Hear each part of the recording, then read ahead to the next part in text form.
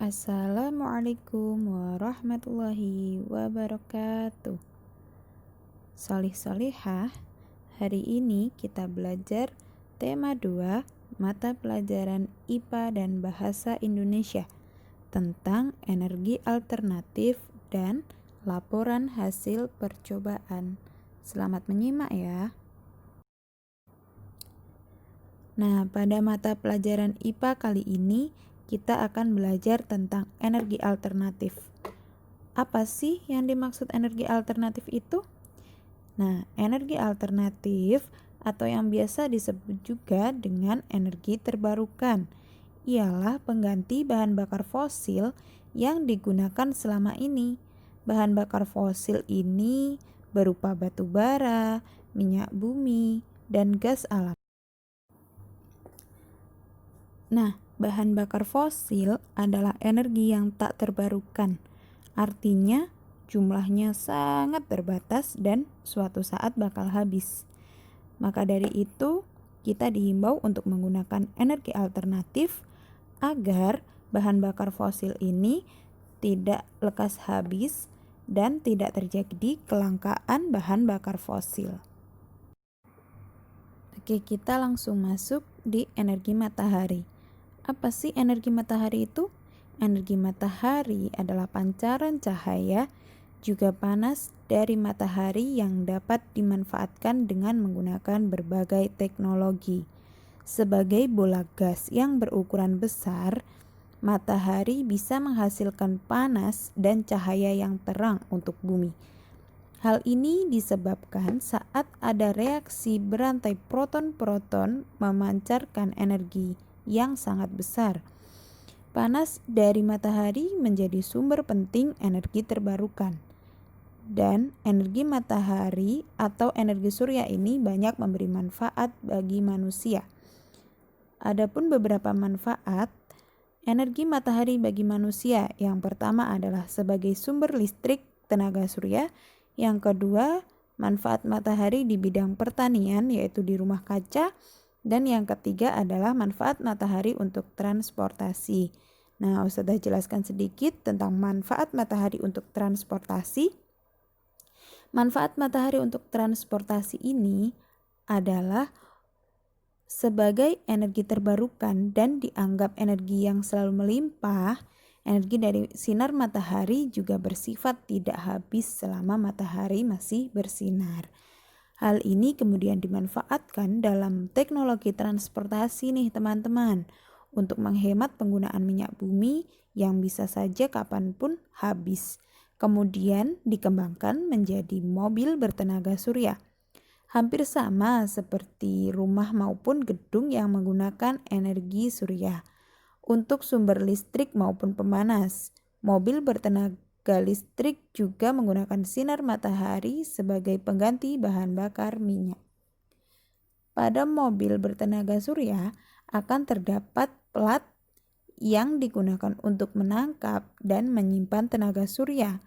Tenaga surya ini kemudian akan diubah menjadi bahan bakar yang membuat mobil atau kendaraan lain bisa melaju. Yang kedua, ada energi angin.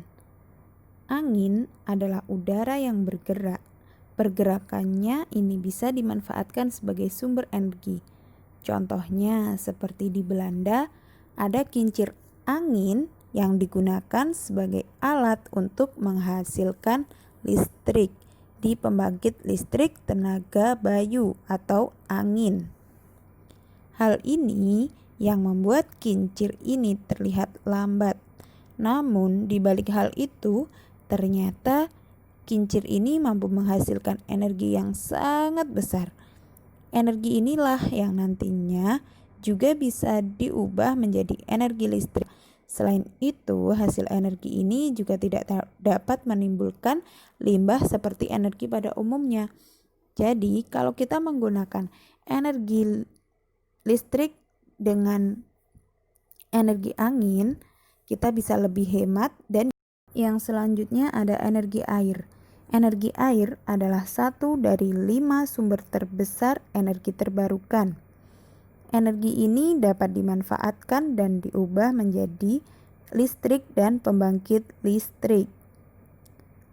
Pembangkit listrik tenaga air atau PLTA dihasilkan dari energi potensial air yang diubah menjadi energi mekanik oleh turbin, dan energi tersebut yang selanjutnya diubah menjadi energi listrik oleh generator dengan memanfaatkan ketinggian dan kecepatan air. Adapun beberapa manfaat energi air dalam kehidupan sehari-hari.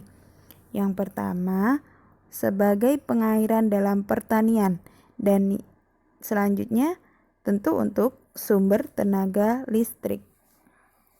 Jadi kita bisa lebih hemat dan juga ramah lingkungan. Nah, pemanfaatan energi yang terakhir adalah energi panas bumi. Geotermal atau energi panas bumi merupakan sumber energi lokal yang tidak dapat diekspor dan memiliki peran yang bermanfaat untuk kehidupan orang banyak karena dapat mengurangi penggunaan bahan bakar sumber daya yang tidak dapat diperbarui.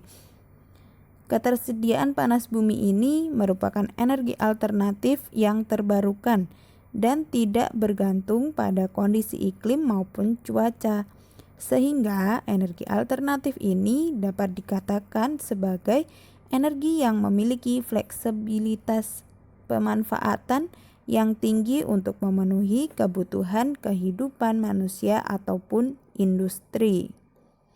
Dalam pemanfaatan geotermal sebagai tenaga listrik dapat dilakukan berdasarkan sumber dari panas bumi tersebut. Jika panas bumi menghasilkan uap air atau steam, maka uap air tersebut dapat langsung digunakan untuk menggerakkan turbin pembangkit listrik. Jika panas bumi dihasilkan adalah air panas, maka air panas tersebut harus diubah terlebih dahulu menjadi uap air dengan alat yaitu heat exchanger. Heat exchanger mampu mengubah air panas tersebut berubah wujud menjadi uap air yang kemudian dapat dimanfaatkan untuk pembangkit listrik tenaga uap. Nah, yang selanjutnya kita beralih pada mata pelajaran bahasa Indonesia. Dalam mata pelajaran bahasa Indonesia ini, kita akan belajar tentang teks laporan percobaan. Teks laporan percobaan adalah teks yang berisi paparan tentang tujuan, proses, dan hasil percobaan. Teks laporan percobaan merupakan teks yang menceritakan tentang percobaan yang dilakukan oleh peneliti. Nah, adapun struktur isi teks laporan adalah sebagai berikut. Yang pertama, kita harus menentukan judul.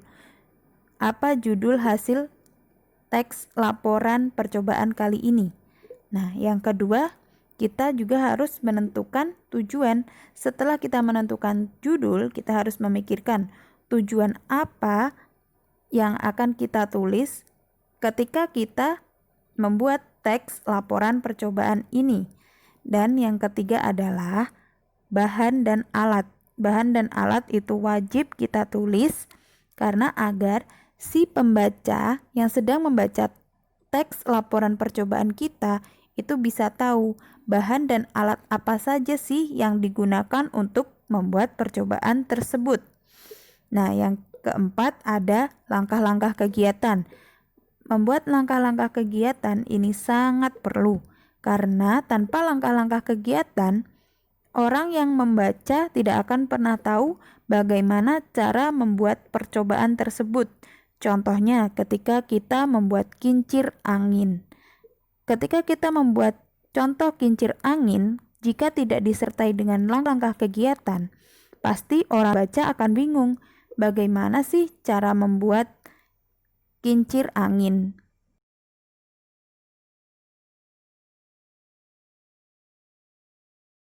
Baik, solih-solihah, terima kasih ya sudah menyimak pelajaran hari ini dengan baik dari awal sampai akhir. Mungkin itu saja yang dapat Ustazah sampaikan. Tetap semangat dalam belajar, tetap di rumah aja. Sekian dari Ustazah. Wassalamualaikum warahmatullahi wabarakatuh.